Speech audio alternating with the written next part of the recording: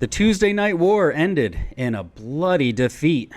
We're going to get into details here on Wrestling with the Business.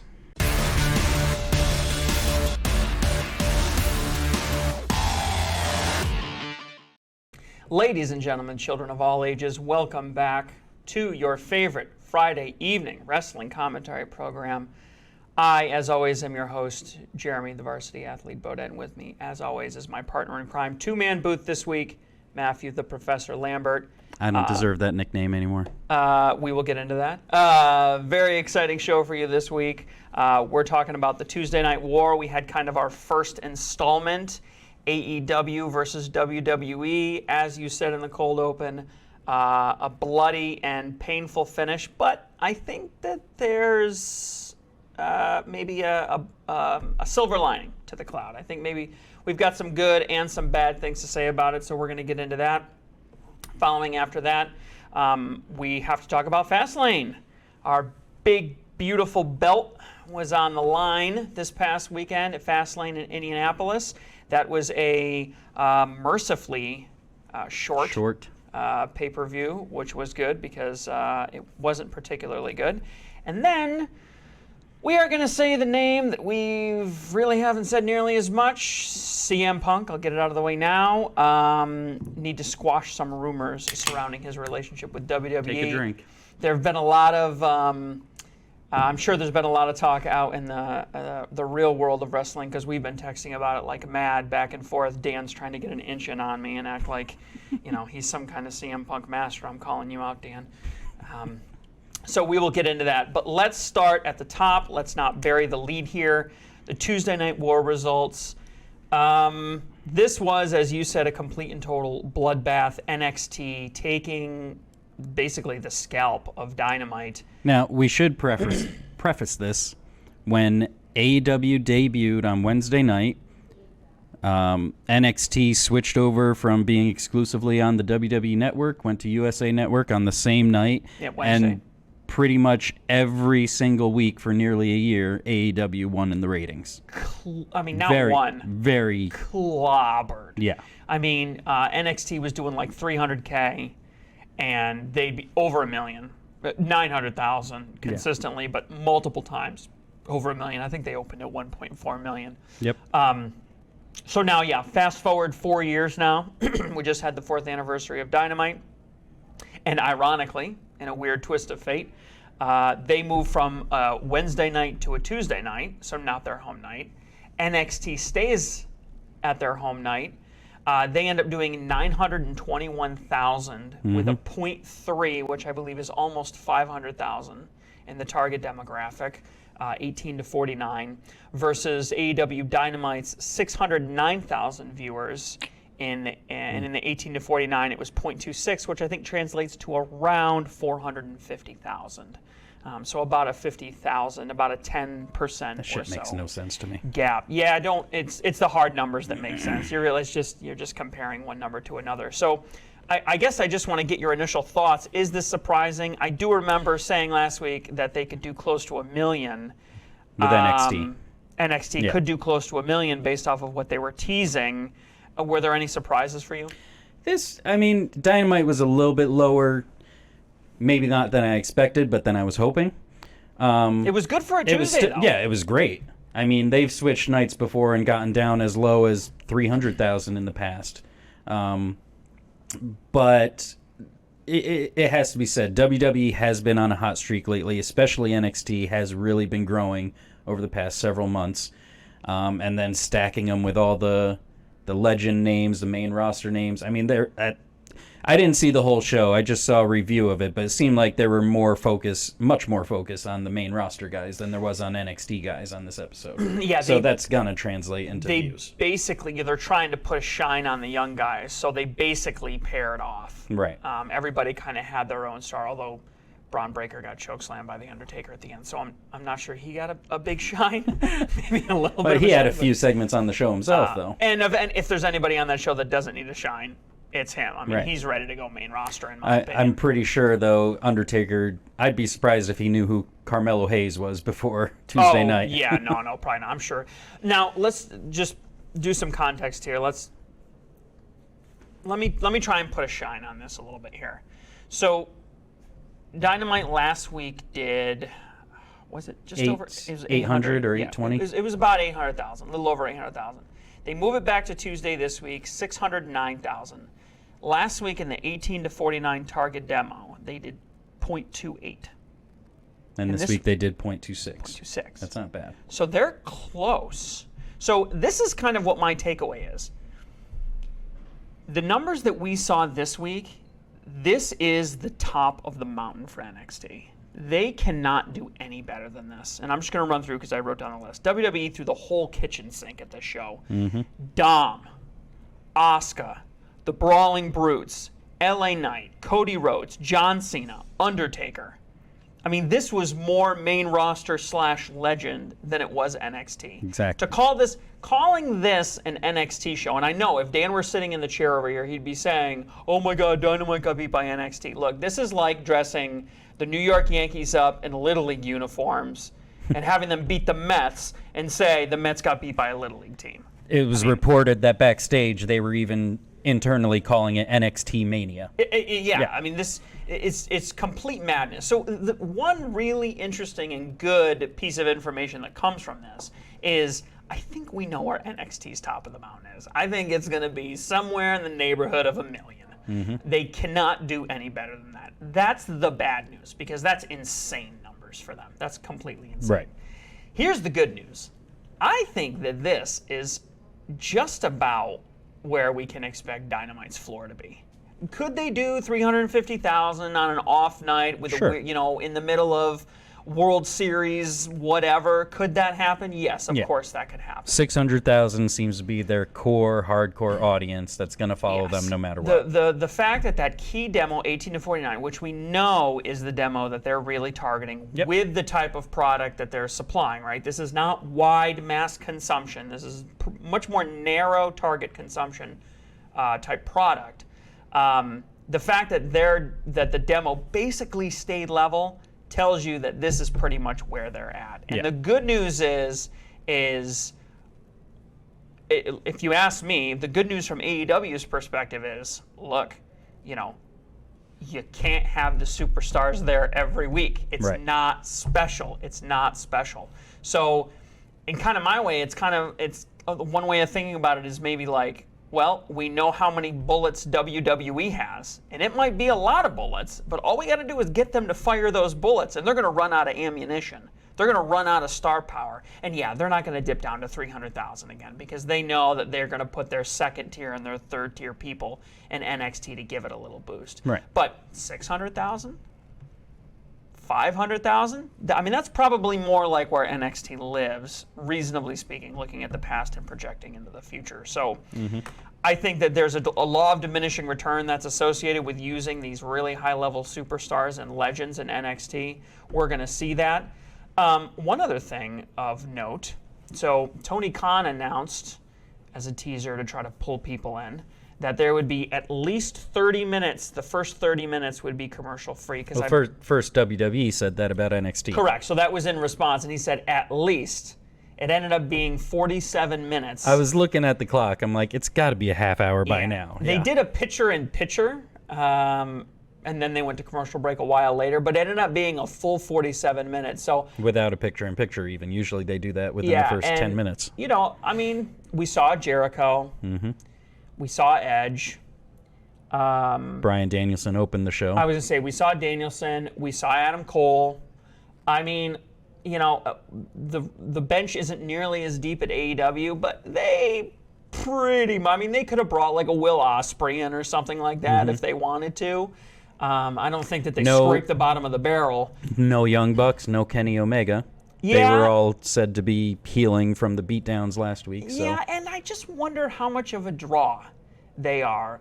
Again, and we can talk about this in a minute, but, when you attract a guy like Edge, a guy like Jericho, you're hoping, like you said, you're hoping to pull those viewers over. The WWE guys, yeah. A guy like Omega's not going to pull anybody over when you're in direct competition. So it kind of makes sense, assuming that the injury is a work. You want to keep that powder dry, keep those guys healthy, entertaining at the big shows where it's really going to add some value. Right. Actually, one interesting thing to note related to that. So, Dave Meltzer's getting a little cold on AEW. It seems like he's starting to lose a little bit of hope. He's been the great AEW supporter pretty much since day one, because he's in love with the Bucks and Omega. Yep. He's calling him cold, says he's not sure why, and that Edge really hasn't had the same type of effect that CM Punk has had. Yeah, that's very clear. I mean, does that, I don't know, why do you think they're so cold? I mean, you've been watching the product since day one. Why are they stuck? I think I said it last week. They don't have the name recognition of WWE. They never will. WWE has had 40 years to build their name, and AEW's only had 4. I think Edge might have had more of an impact if he hadn't already made his return to WWE. Like, Punk made the impact because he had been away from wrestling for 7+ years. Right. So that was a huge deal when he came back. Edge, a huge star, definitely, and it's awesome to see him in a different company after spending his entire career in WWE. But he had already made his return at the Royal Rumble 3 years ago, and he has had matches since then. So, while yes, a huge get, not on the level of a Punk return. How do you think? This is a little off topic, but I think it's an interesting question to ask. How do you think Jade Cargill's feeling right now? Well, I was going to say, you guys debated on Ring the Bell last week. Go check it out. If AEW was overrated, and one of the things Dan has mentioned before and in that episode was they need to build their own stars. Jade Cargill is an AEW homegrown talent, and she's being made to seem like the next John Cena or whatever, the biggest signing in wrestling history in WWE. Mm-hmm. I think she's got to be feeling pretty good with that reception. Whether that translates into a good run in WWE, we're yet to see. But I think she's probably thinking she made the right decision. You think they're gonna? I mean, I guess the women's division isn't nearly as crowded. There's a lot more opportunity, especially if you can stay healthy, which, she does have a history with injuries. I'm still questioning how they're gonna book her though. And if she goes to NXT, she's going to be exactly what she was in AEW, the dominant female that nobody can beat. But then when she goes to the main roster, she's got Charlotte, she's got Nia Jax, she's got Bianca Belair. They've done the same thing with all of them. So I'm kind of wondering if she'll just kind of get lost in the shuffle with that group of women. Yeah, I mean, it kind of getting back to the same problem that WWE has had, and that many superstars ex-retired superstars have said, they all kind of look the same. They all kind of move the same. Mm-hmm. They all kind of, which is good. One comes out, place another one in. Right. That's why, the women's tag team division is all just a bunch of Franken teams that they can just swap in and out partners, and it's the same thing. I always kind of thought that was primarily driven from the fact, though, that they just didn't invest enough in their women's division. That the roster on the men's side was deep enough that you could afford to take 2 guys and stick them together and make a tag team for a while or forever if you want to, right? I mean, some people made their names as tag teams. But with the women's division, I mean, name one world-class women's tag team partnership. Iconics. That's Bella Twins. That's the same thing. Right. You have to, and by the way, even that's way down here. Yeah. That's nothing compared to what exists on the men's side and has existed. So it really makes me wonder. I think one argument, because you brought up the Ring the Bell show, one argument that for some reason a lot of people aren't hearing, and I think this is Dan. I'm going to filibuster him right now because he's not here to defend himself. There has to be a sense of proportionality. There has to be a sense of, when you talk about whether a company is overrated or underrated or not, which is part of this conversation here, you have to consider, how long has the company been around? Right. What are their assets? What are their liabilities? liabilities? That's what I was thinking when I was watching your episode there. You can't take a company that's worth $250 or $300 million, whatever, even $500 million, and compare it to a $10 billion behemoth with all of that history behind it, with all of that legacy, with that incredible roster. I mean, Cody Rhodes can grab the mic, but Cody Rhodes has been in the business for 20 years. That guy's been working and working and working forever and ever and ever to get to a point where he can pick up a mic and get attention. Edge has been working and working and working for 30 plus years to get to a point where he can grab the mic and get that kind of attention. WWE has 25, 30 people that they can do that with. AEW has 2 or 3, maybe, if you count Tony Schiavone or JR, Like, they really don't have that many people. So to look at this and to go, oh, well, they got their shit kicked in. It was a complete and total bloodbath. I mean, I don't know. They're on a Tuesday night, so they had one arm tied behind their backs.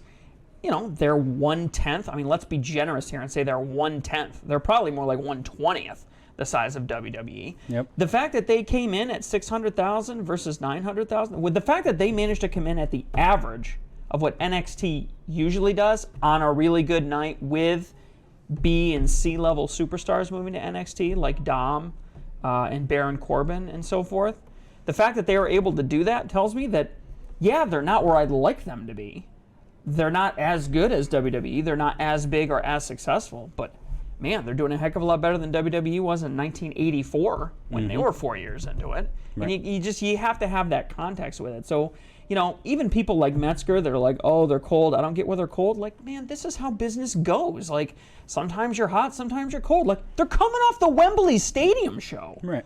Like, the biggest show, WrestleMania, one of the top 5 best attended, regardless of what the numbers say. 80,000, 72,000, doesn't matter. It's one of the best attended, incredibly entertaining show with great pay-per-view sales. One of the last shows that they're going to have pay-per-views for. It was great sales on that. 200,000+ buys.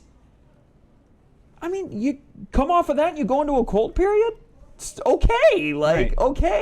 I don't see the problem. And how many cold periods has WWE gone through over the years? Yeah, well, they went through an 83-week cold period back in the late 90s, right? Early 2000s. So, I mean, and that came 2 years before the end of WCW, right? So, everybody thought that it was this incredible momentum that WCW was building, and really it was just the climax, right? I mean, right. They blew their load for 83 weeks, and then the company literally died 2 or 3 years later. So, I mean, I think people need to temper their expectations. They need to have a little bit of patience. It's a lot better. I mean, the company's been growing huge. Are they weak in some areas? Actually, let's talk about one of the areas where they're weak.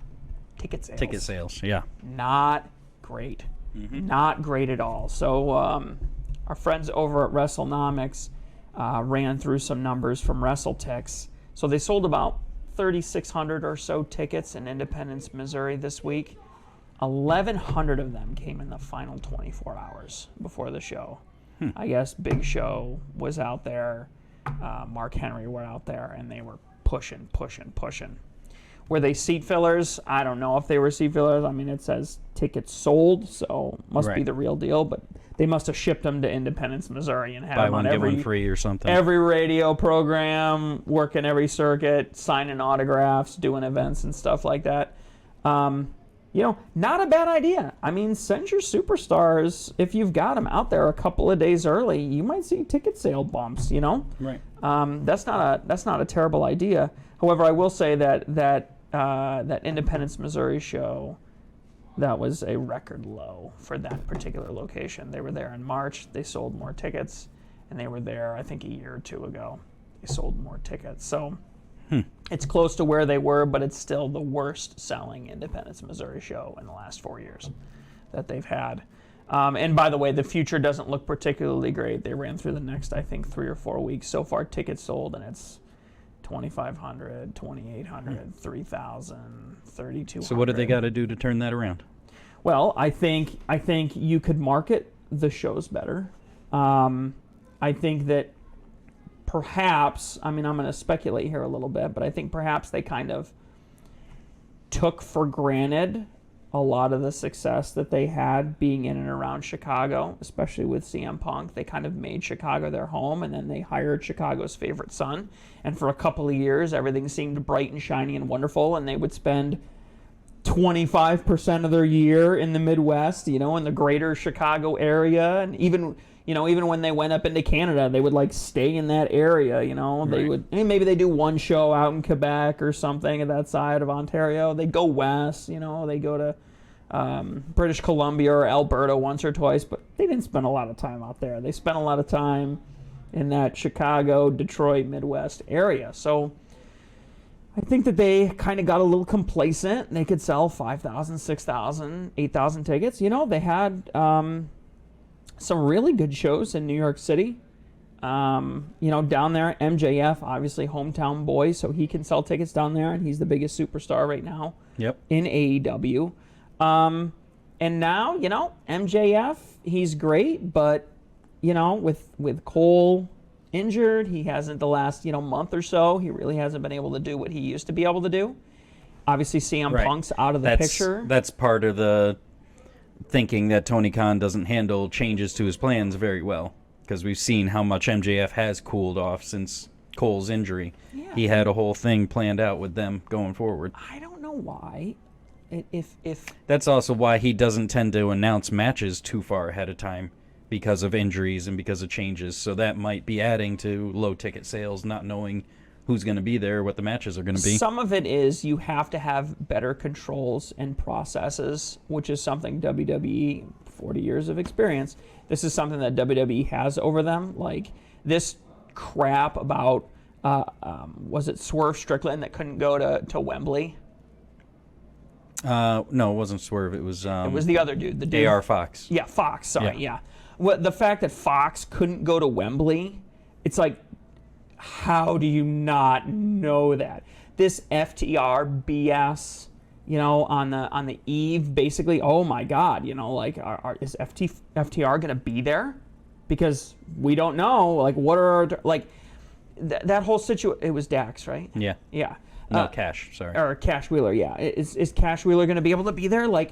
That's like amateur rookie shit. Mm-hmm. Like, even when you've been in the business 4 or 5 years, you shouldn't be knowing that type of stuff. Like, when Cash Wheeler gets arrested the year before on gun charges, like, you have to know that that's going to be an issue. Like, when you're hiring talent like AR Fox and you're moving them up and you're putting them in front of crowds and he's getting over and you plan on putting him in Wembley, you need to be like, can he actually, you need to check all the boxes. I don't think he's been on TV since the week after Wembley. Everything that I read indicated that Tony was flipping pissed. Yeah. He was, and I would be too.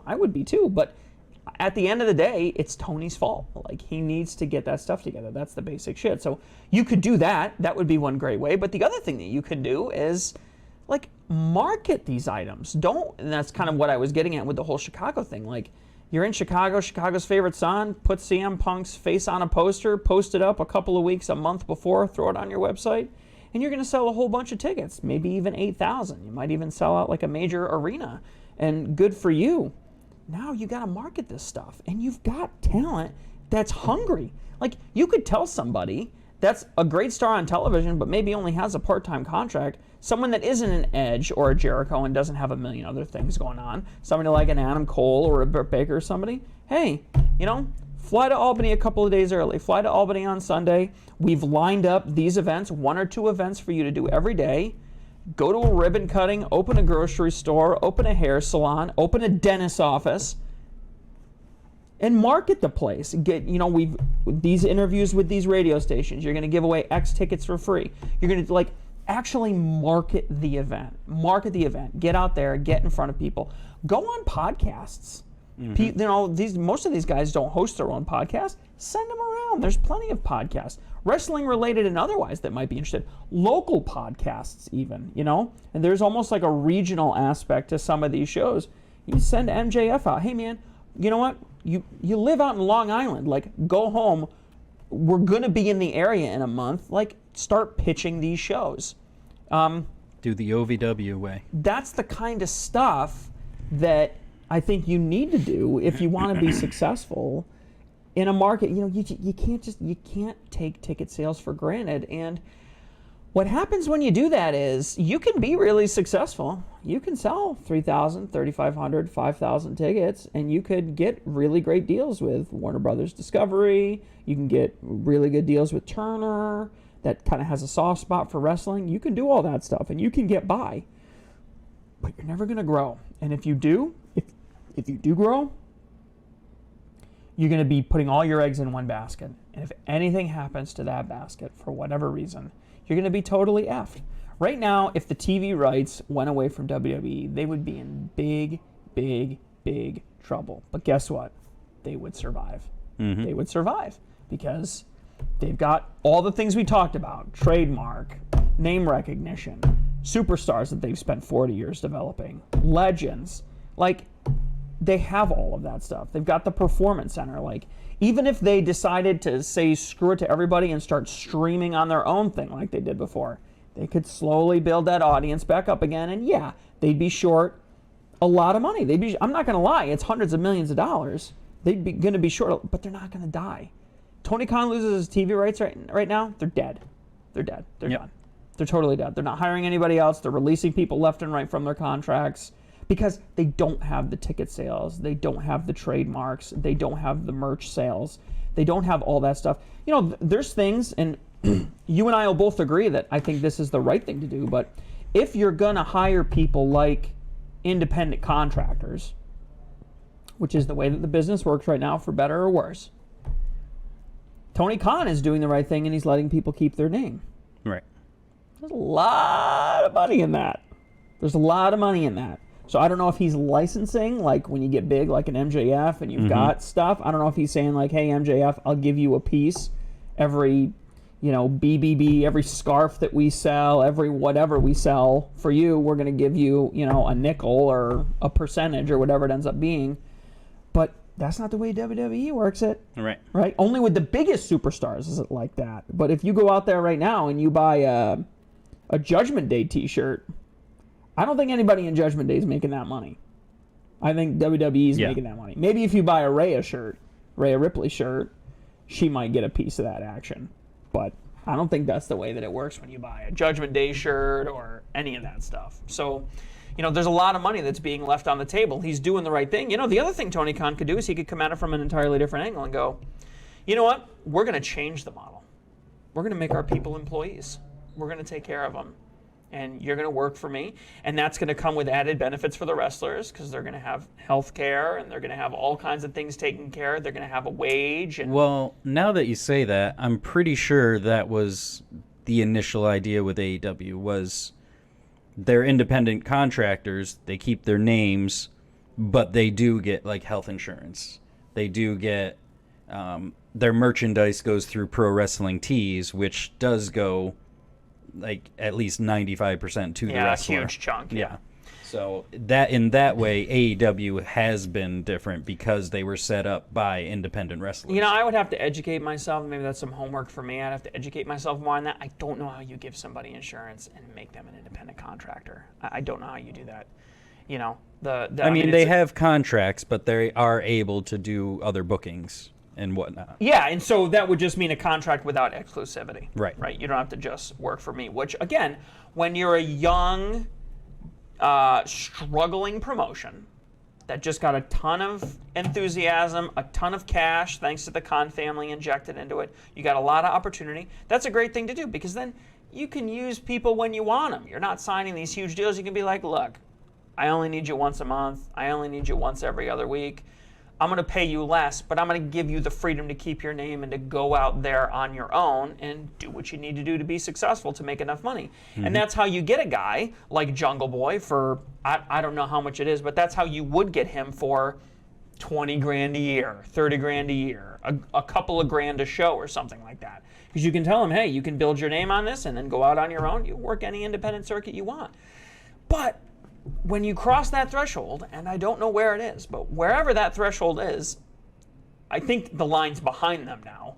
You get to a point where it's like, oh, shit. You went to, East Bumfuck Promotions out in East Bumfuck, and you screwed up your knee. Oh, great. Now my next 3 months of storylines is totally botched. Yep. All for what? For the freedom of not paying a guy an extra $50,000 a year? $40,000 a year? What's that worth to you? The math starts to shift. So, maybe these are just normal. That's the other thing to keep in mind is maybe this is just normal growing pains that you go through when you're transitioning from a pupa into a beautiful butterfly. Maybe this is just what happens. And Tony Khan's got to learn, and the only way he's going to know not to touch the stove is to touch the stove. That's what it comes down to.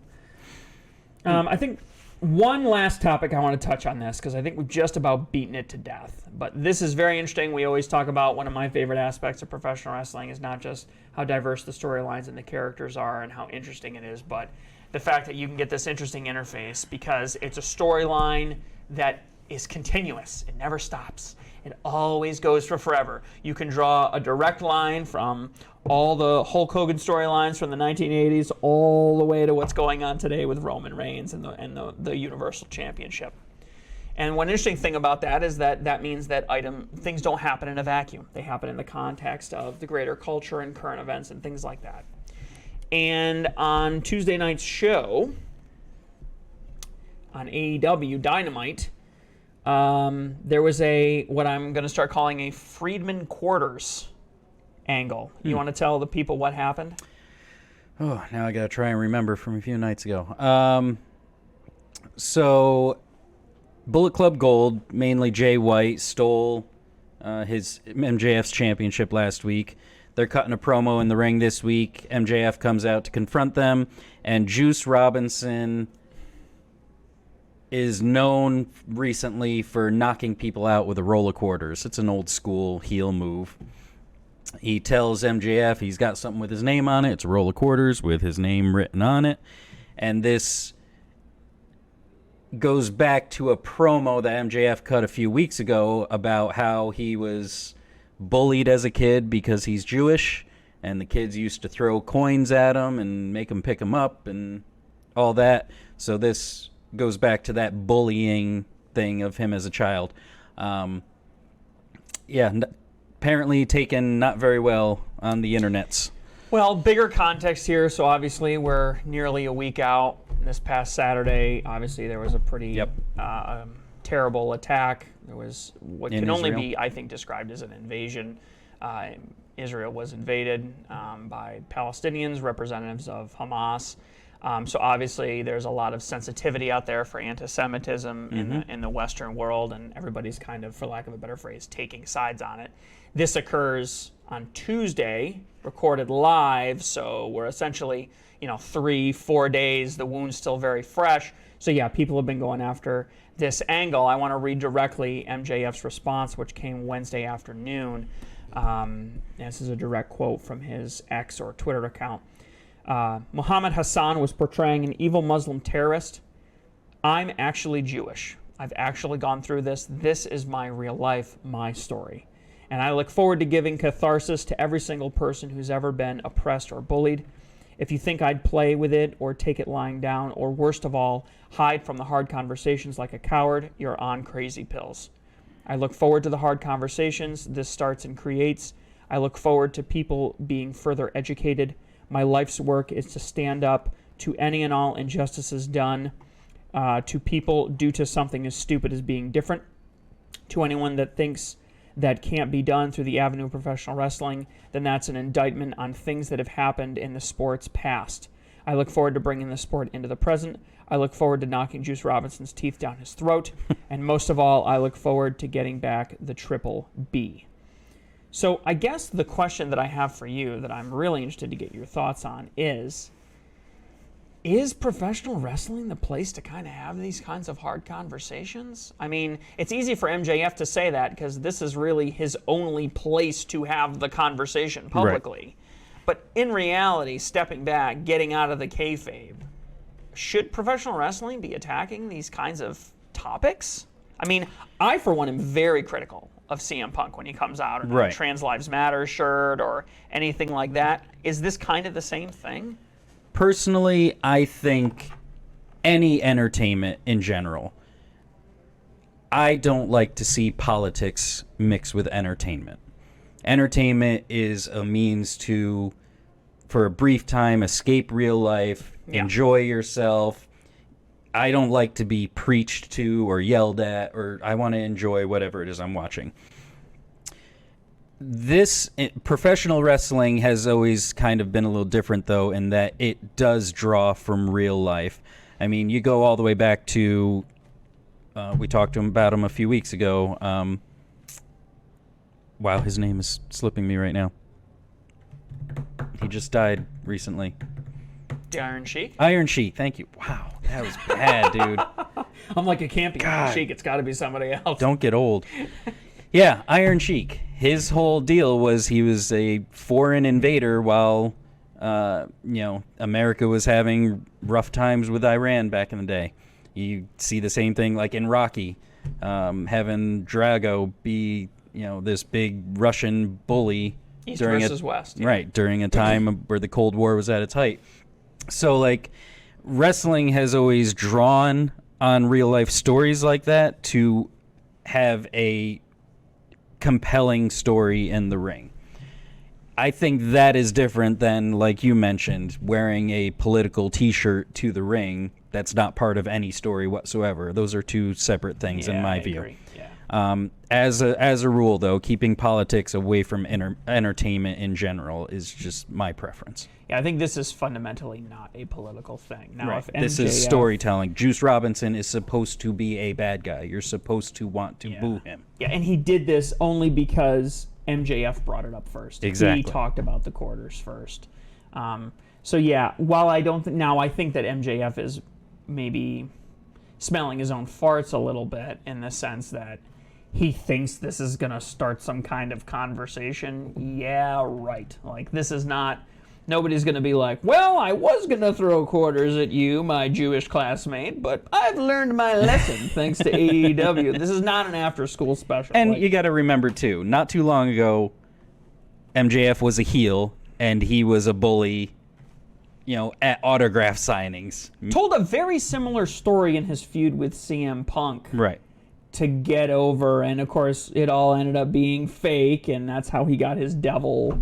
But he's talking about bullying now, but he was the one who was making fun of kids in wheelchairs at autograph signings, and nobody had a problem with it then. Yeah. So I think the takeaway is everybody needs to just remember that this is entertainment. Right. The people on the internet need to not take it seriously, and MJF needs to stop taking it quite so seriously.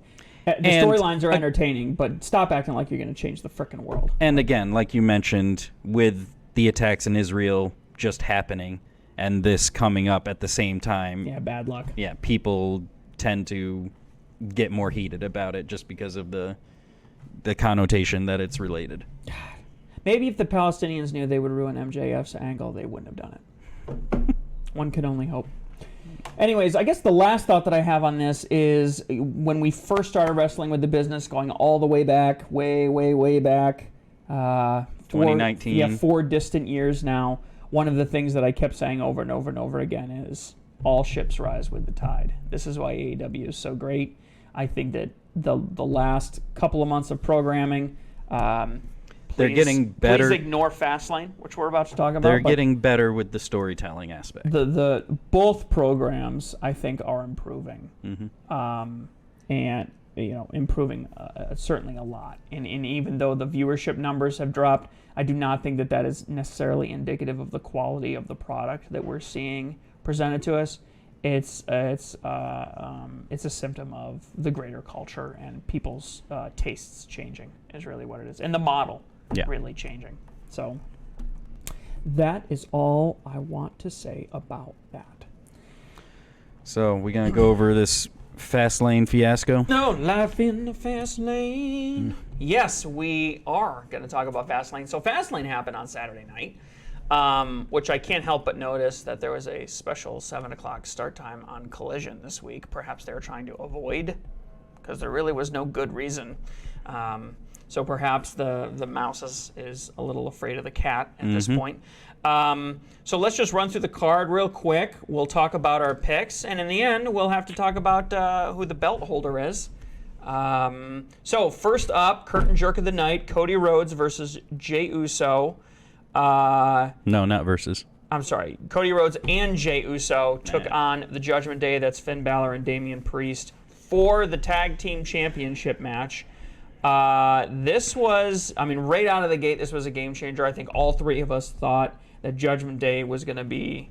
hang on to the titles. Was going to be victorious, that they had just won the titles, so why would they drop it now? Certainly, why would they drop it to Cody Rhodes, who clearly has his eyes pointed somewhere else, WrestleMania, and Jey Uso, not even a real tag team, looked like something cobbled together. Boy, were we wrong on this one. Yeah, no kidding. I don't even know what to say. For me, this was the only real surprise of the night, but what did you think?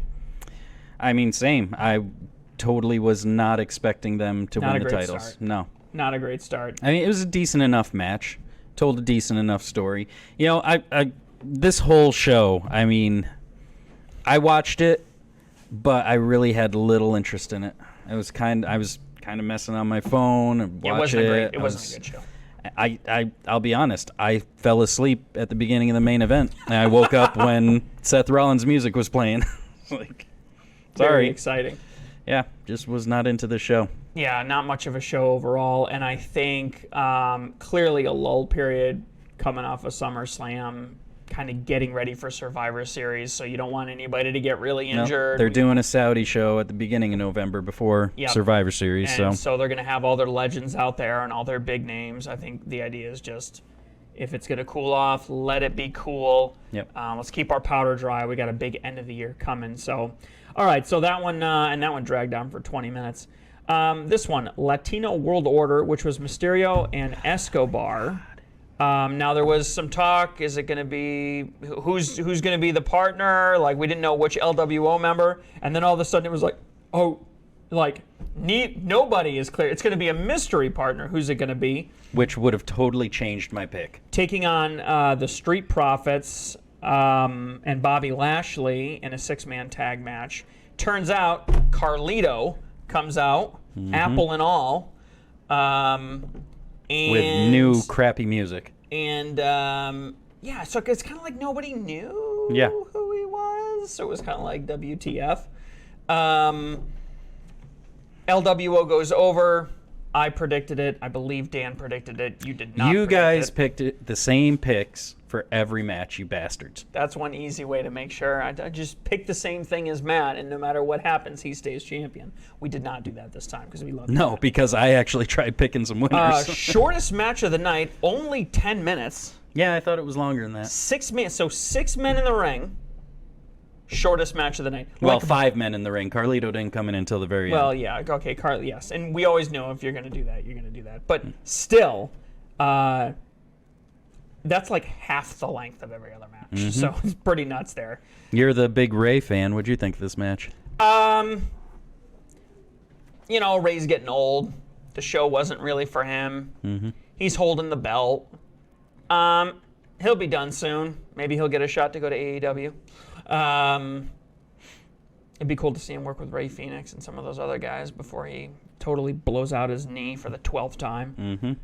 Or his back. I'm sure he did that back when he was in Lucha Underground for a spell. He's done. Yeah, I mean, he's worked with these guys, but not on a big stage. A real big stage like that. Yeah, I mean, it'd be cool to see him at Wembley or something like that. But, it's good to see him still there. He can still perform. It's easy with guys like Lashley and the Street Profits. They're big and they're easy to work with in the ring. They know what they're doing. So I thought it was a good match. I thought it was short. I didn't expect it to be that short. Again, very lackluster. Yeah. Very lackluster. All right, next, moving up. Io Sky went over Asuka and Charlotte. That was an easy pick, I think, right? Yep, I think that was the first one I got right. You got that one right, yeah. That was an easy pick. There's no way we're going to give it back to Asuka, and there's no way we're going to give it to Charlotte. So that one dragged on, 17 minutes. It was a decent match, though, I might be biased again, but I preferred it when Charlotte was on the outside and it was just Asuka and Io going at it. I'd like to see just a singles run between those two. Singles feud. No hype for any of these matches. No feud, no push, no anything. So the fact that you've got matches going 20 minutes and there's no heat behind it, I'm glad I didn't pay a ticket there to see the show. All right, next up. So was supposed to be Cena and the phenomenal AJ Styles. AJ gets injured and gets replaced with LA Knight against the Bloodline, which would be Jimmy Uso and Solo Sikoa. Mr. Heyman was in attendance, as he's wont to do. Cena and LA Knight go over. Yeah, I picked the Bloodline. Of course you picked the Bloodline, right? I couldn't remember. Yeah, so, I mean, I couldn't see LA Knight losing. He had already... Well, yeah, I assumed Cena would take the loss. Yeah, I just can't... I mean, that's... He could take... But he had taken a lot of pins, too. He hadn't won in a really long time. So why stop now? Well, because you can't have your big stars lose all the time. You know. He's going to be gone in another month or so when He the will. strike is over, so Yeah, who cares? the writer's strike is over, so the actor's strike presumably will be close behind. Anyways, went the exact same length as the women's match. Yeah. Exact same length. Kind of weird there. But again, no title on the line. And then... And the whole match was Cena got the beat down and Knight got the hot tag. And that was pretty much the entire match. And that's basically Cena's job, is to give Knight the hot tag. I don't remember who took the pin. I think it was Jimmy. That's exactly what I predicted. Solo's not going to take the pin. And then the main event of the night, and I don't think there was much controversy. This was definitely the main event. Well, no, actually, I originally thought Cena was going to be the main event.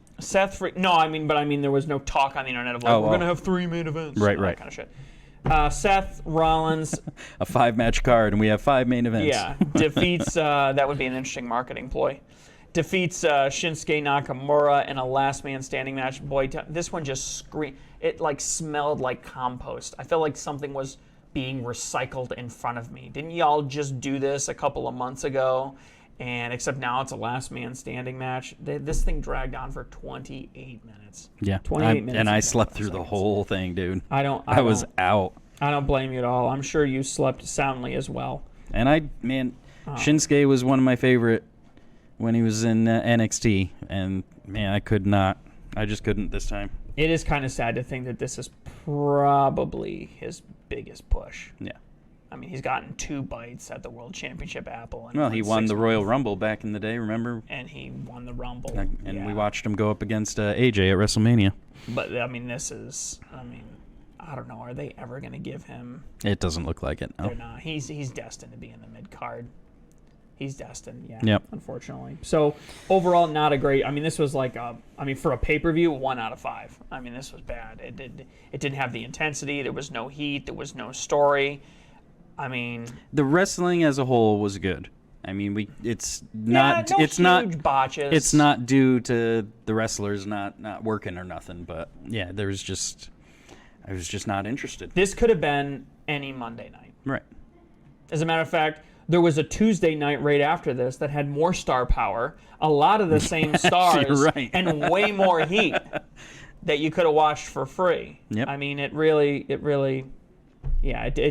wasn't a great show. So results are in, and with a score of, I believe, 4 for Dan and I and 2 for you, you have retained the belt. So let me ask you the question. You have just retained the WWE Divas Championship. What are you going to do now? I'm going to go back and try and get my doctorate again. I'm going to Disneyland. That's your line. I'm going to Disneyland. No, I don't want to go to Disney. No interest. Next up. Well, hang on. So you guys tied. We did have a tiebreaker. Yes, and we made some pretty bold predictions on Number this. of near falls for the women's triple threat match. Not that it matters. I picked 7. I believe Dan picked 12, and you picked 13. Yes. Total number of near falls, 17. Whoa! I knew it was going to be a crazy... Charlotte, right? She was just a pin-in machine. No, it was more Asuka and Io. They did... I didn't count. They did a rapid, I think, 4 near falls in the first couple of minutes. And then they did that again about halfway through the match. Classic. Yep. 17. Classic. So you have won Fastlane predictions. I don't have a prize for you. Is that like my 3rd or 4th PLE or PPV in a row? Maybe your 2nd. I think Wembley was the last one you won, and I think I've taken every one since then. I don't know. We'll have to go back and check the videos. I think there's like 3 because I took Wrestle Dream, I took this one. What was September's? Why can't I remember September's? Not Backlash. What was last month's? I don't remember. That you lost. Oh my God. Wrestle Dream was last month. No, WWE. What was WWE's September pay-per-view? Not fast. Come on. Payback. Payback. Thank you. It's like, I bailed you out of Iron Sheik. You need to bail me out of this one. Payback. So I won Payback. I won this one. I won Wrestle Dream. I'm 3 in a row. Okay. You're on a hot streak. Look out, world. How many before I get to take the Professor moniker? It's up for grabs now. You can have it. All rules are up. We'll see what happens with Falls Count Anywhere this week. So, all right. Okay. All right. Simmer down. Simmer down. Okay, so yeah, next up going to be Survivor Series. That'll be the next one. Although there is full the Saudi gear. show. Do we want to do the Saudi show? Yeah, we'll see. See what the card looks like. Talk to Dan. I know Survivor Series is going to be a great card, and I believe it's in Chicago, right? Yes, yeah. Because there was rumors of somebody showing up. That is exactly why I said that. Because let's transition into our last topic for the week, which is I've been catching a lot of shit for the last week from Dan, because all these rumors have been spitting out since our conversation last week on Ring the Bell about CM Punk, AEW, and WWE, and everyone was saying, there were whispers, CM Punk is in talks with WWE. And as it turns out, that is all bullshit. Crap. As a matter of fact, and I have this direct from Ringside News. This is as of, I think, the 11th. WWE declined CM Punk's return after he initiated talks, which is exactly what I said would happen. Suck it, Dan. That's exactly what I said would happen. I said he's going to go to them with his hand out, and if they're smart, they are going to slap it away. They're going to want nothing to do with him. He's nuclear. No good can come from this. They'll get very little benefit and a lot of cost. I want to read directly here. Ringside News exclusively reported that CM Punk wants to create an impression of interest from WWE as he desires to make a comeback. He reached out to assess interest, although it has not been reciprocated thus far. And of course, it was Mr. Meltzer over at Wrestling Observer Radio that initially reported that there were conversations, and he has now since backed off of those claims. He does that a lot. Saying that he was off the mark about the talks between the two sides, and it turns out that, quote, WWE rejected CM Punk advances, so there were never really talks. Close quote. So, maybe I am the professor. Maybe I am Nostradamus Jer. What is CM Punk? I guess last question, last couple of minutes of the show here. Does he have any kind of hope? Is there any kind of future at his age, with his experience, his level of toxicity, burned as many bridges as he can? I don't even think he can go back to UFC now if he wants to. And maybe commentary. He's done 1 or 2 shows since leaving AEW in commentary role. He could start his own school. He could go to, he could do what I think what Bro is Matt Riddle's going to end up doing is go back into MMA, but not really UFC. He's going to kind of avoid UFC. Yeah. I could see him maybe going to an upstart, smaller promotion, non-UFC in the MMA maybe world. Maybe Bellator. He could go back to Chicago. He could do what everybody does. He could go back to Chicago. He could buy a couple of restaurants, CM Punk's Body Slam Cafe. Lacey Evans did that in South Carolina. She bought her own cafe. Lacey Evans is on the level of CM Punk. You heard it here. I'm just saying, there's a trend of doing that. Hogan obviously has his own stuff, so I think Undertaker has his own winery or vineyard or something now. He's big enough. I think he's burned enough bridges, but his popularity is high enough. I don't know where the hell you go from here. There's nothing. He needs to find some new endeavor. He needs to go away for another 7 years and build up that mystique again, and then maybe he won't be able to come back for a match, but maybe come back for some sort of spot somewhere. He's 44. Yeah. So a return in 7 years would make him about 50. Mm-hmm. And of course, 7 years away, he's not taking bumps, he's not training, he's not traveling, he's not doing any of that stuff. Right. Hard to believe, at least, Edge had a long road to recovery and a lot of passion for it. Now he's utterly dead. I mean, I think he's... Well, if he's going to WWE with an offer, he definitely has the passion again. He wants to be in it, whereas he didn't for the last 7 years before coming back. Is that what it is, though? You know, I wonder. He did do a brief stint in comic books. Yep. I wonder if he couldn't go back and do... I'm sure that they would take him back for something in the middle of whatever it was, he's doing. But, yeah, he just does not... Yeah, here it is, actually. I'm just reading from his wiki page, like... Cage Fury Fighting Championships, which was a UFC affiliate as a commentator. Mm-hmm. Yeah, I mean, he's got some opportunities, but I really don't see... I think wrestling is done with him. He might, which is interesting. How many people can you say, with all the drama that happens, how many people in the history of business can you say they weren't done with wrestling? Wrestling was done with them. I mean, there's almost always somewhere to go. Who knows? Maybe we'll see him on Impact or at OVW. I'm sure OVW would take him in a heartbeat with all his warts and drama. That's an easy way to sell tickets. Wow. Well, gang, so squash that rumor. So, let's wrap it up. So, things aren't so bad at AEW. Things are actually looking pretty good. They did lose the initial battle, the initial Tuesday night battle, but things are looking up. Fastlane was a dud, but luckily our championship is still in very capable hands, and CM Punk is still a miscreant, and Dan is still wrong. So that's really... And all is right with the world. I was going to say, and they lived happily ever after, I think is where I'm going to leave it. Hey, ring the bell this week. We had a really interesting conversation, which was good. We are going to be taking this week off because Dan is under the weather, but we will be back in 2 weeks for that. Falls Count Anywhere coming up this week. What are we doing this week on Falls Count Anywhere? The Monday Night War comes to WWB. Got a little competition going on. Check it out. With a special guest referee, I think, That's with right. us. Should be very interesting. Looking forward to that. Check that out on Monday. And, of course, as always, keep watching so we can keep wrestling with the business.